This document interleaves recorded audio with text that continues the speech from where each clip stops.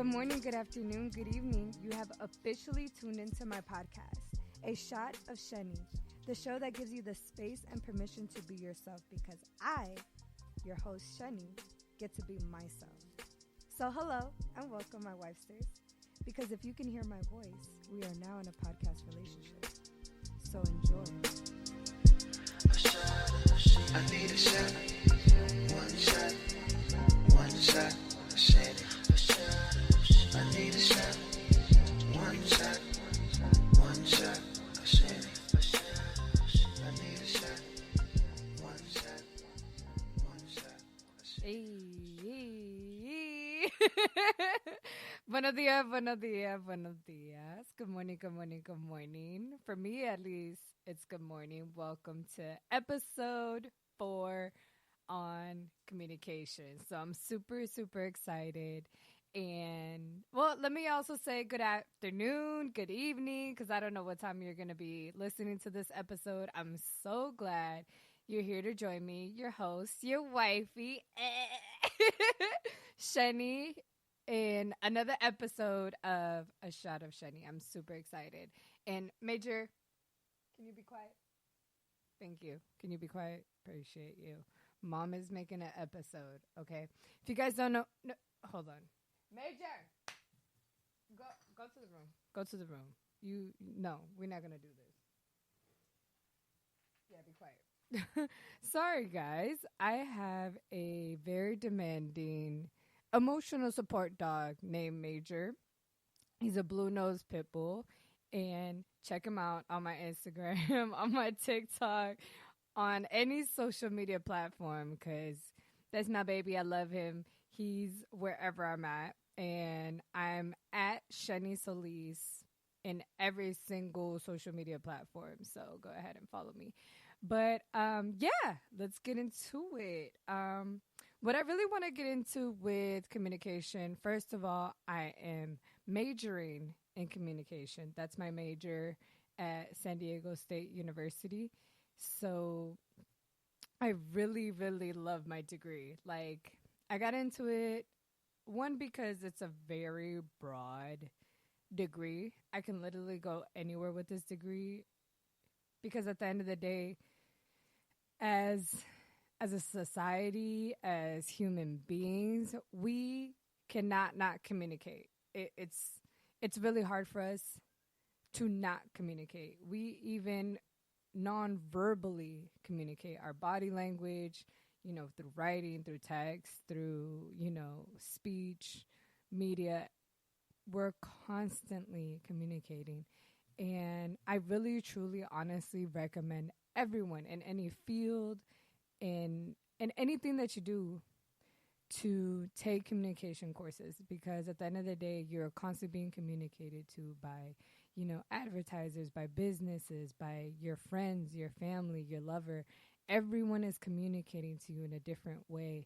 And it's important to interpret everything from everyone appropriately because we all know the breakdowns in communication, the misunderstandings, and, I really do feel that being a great communicator really does simplify your life. It definitely just makes life easier. It really does. And I feel like I've became a better communicator since I've started studying communication. And I'm just here to share I'm going to get a little nerdy and then I'm going to get a little, Shenny. All right. If you know me, you know what that means. I get insightful. I start sharing my opinion. I start, get a little philosophical, I guess. But here, let me get into it. Let me teach you a little thing or two about communication. So I'm pretty sure you remember at some point, maybe like in middle school or high school, I'm not sure when this would come up, but there's the cybernetic tradition that we call it, okay? So I'm kind of getting into these communication theories that exist. There's a whole bunch of them, but I'm just going to talk about 2, and I think these are there's the one that I'm going to get into, the cybernetic tradition, is very popular. I'm pretty sure you've heard of it, you know about it. And then I'm going to get into the second one that I don't think is as much known, but I think it's a better form of understanding, at least at the academic level, in a objective level, what communication is. Okay, so the cybernetic tradition is the sender, message, channel, receiver transaction. Okay, so there's a sender that encodes. There's a message. There's a channel, which is like the air, that takes the sound waves to the receiver, and the receiver could be you or the ears, however you want to look at it. So, sender, message, channel, receiver, right? And this model is a system, and the parts are connected, but all components of the system must work for the system to work, right? So, this doesn't work if you're a sender and there's no receiver, right? And this doesn't work if you're a sender and there's no message, correct? So that's what it means where all systems need to work for this to work. Now, the thing about this is that both parties, the sender and the receiver, they change roles. So it's a one-way street. As in, if I'm sending this message through my podcast, correct? You're the receiver. This is a perfect example of this cybernetic tradition because you cannot all of a sudden go from being the receiver to being the sender to me. This is a one-way communication right here, all right? Or like emails, emails are a great example of that too. And text messages too. It's just like sending and receiving. But text messages are a better example on how both parties change roles. I'll send a text message, person on the other end of the phone receives it, and then if they want to respond, then they go from a receiver, boom, now they're a sender, and now I'm a receiver. And now the channel is the phone, and the message is, the little text message. So, this is very clear, simple, and efficient form of communication.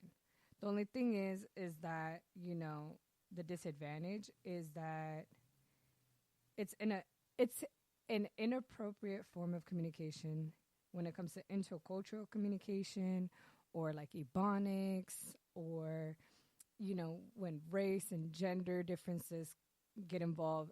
This is not a good form of communication. We've all experienced that, I'm pretty sure, in your life. I'm not even going to get into examples. Now, the next one, which I'm going to get into, and it's more dynamic, is the transactional tradition. And with this one, there's a communicator A and a communicator B, and now there's also a message and a channel. But the difference is that this one is more dynamic. This one has feedback, and this one also includes interference or noise. And interference could be a psychological interference. You're going to communicate differently when you're angry, when you're sad, or when you're excited, right? We all have experienced people communicating different when they're in a different emotional state, a psychological state. Then there's a physiological interference, like you being sick. You physiologically, communicate different when you don't feel good. And then the environmental interference. This is what I think about all the time on my podcast. I'm right now recording in the morning before going to work. And normally I record at night because it's more quiet in my neighborhood and in my apartment complex at night versus in the morning. In the morning, there's dogs barking, there's kids crying in the background, laughing. If you guys hear that in the background, I do apologize. That's my communicational environmental interference. So that could be a distraction, like a dog barking, or, you got to listen through, over a busy street if you're talking out with your friend out in a busy street, those sort of things. So at least with this one is not linear like the cybernetic tradition. This one allows for feedback. So this is more like a conversational, like there isn't just a sender receiver. There's communicator A and communicator B, and they're giving each other feedback. They're interdependent, right? And this model, communication model as well, allows for social context. You know, like the social norms, rules that govern communication, things that, you know, we are conditioned. So, you know, like, hey, good morning, greeting people, that's a form of communication, and that's a social norm that we abide by. And it also allows for cultural context, gender, race, age, ethnicity, etc. Allows to use and consider what makes us all unique, differences, ebonics, like I mentioned before, in social class. It's applicable to like really any type of communication. And but the only weird thing about this is that noise cannot be avoided, according to this communication theory.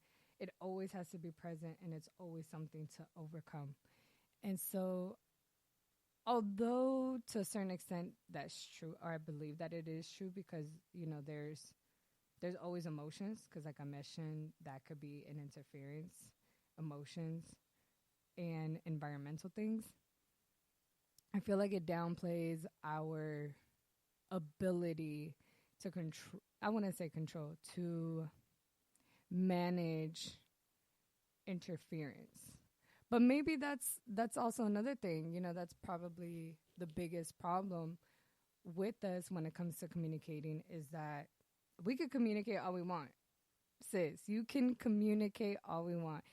And if this man does not understand you, it doesn't matter. It's like, okay, I'm the sender, he's the receiver, he's receiving it, but he's not receiving it. The struggle is real. So what I'm trying to get at is, you know, this is what I'm sharing, you know, this is what we're taught is communication, right? You know, this is the academic, objective view on communication. And then there's real life, you know, and then there's our day-to-day interactions. And I think what it really comes down to, the best policy at the end of the day when it comes to communicating, is learning, observing, and being aware of how we communicate with ourselves first. Major. I do apologize. Major is really being a pain in the butt. But so yeah. Knowing, observing, and being aware of how we communicate with ourselves. Because honestly, how we communicate with others is a reflection of how we communicate with ourselves, how we speak to ourselves. So if you're not trying to understand the other person, maybe you're not even trying to understand yourself. If you're not compassionate with other people, it's probably because you're not being compassionate with yourself.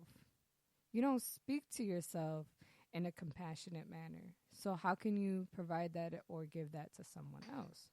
So at the end of the day, yes, you know, scholars can look at the communication, you know, how we communicate with each other and observe that. But I really challenge ourselves first to observe how we communicate with ourselves first. Because from there, then we could start changing and communicating more effectively with others. When after we've sat with ourselves, meditated with ourselves, been with ourselves, and really see how we talk to ourselves. Because I know I've caught myself a couple times where I was like, oh, my dumb ass. Or, oh, you know, like calling myself stupid, dumb, you know, all these things. So, yeah, I could turn around and call you dumbass. Like, that's a reflection of how I talk to myself. And literally, communication goes everywhere. It applies to everything. And there's actually a word for this in communication. It's called minding.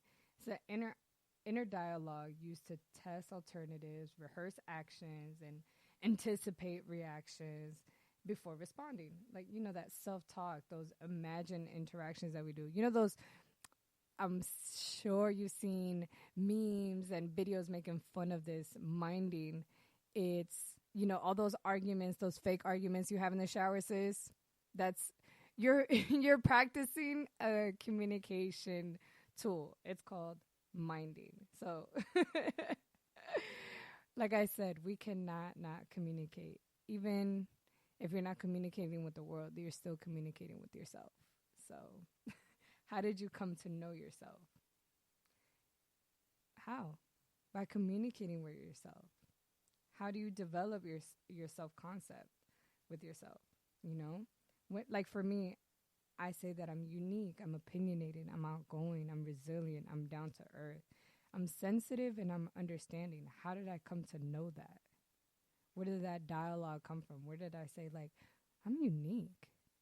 Making observations, and then, outside of myself, and then making observations of myself. And it's like, oh, I'm unique. See what I'm saying? See how communication works right now?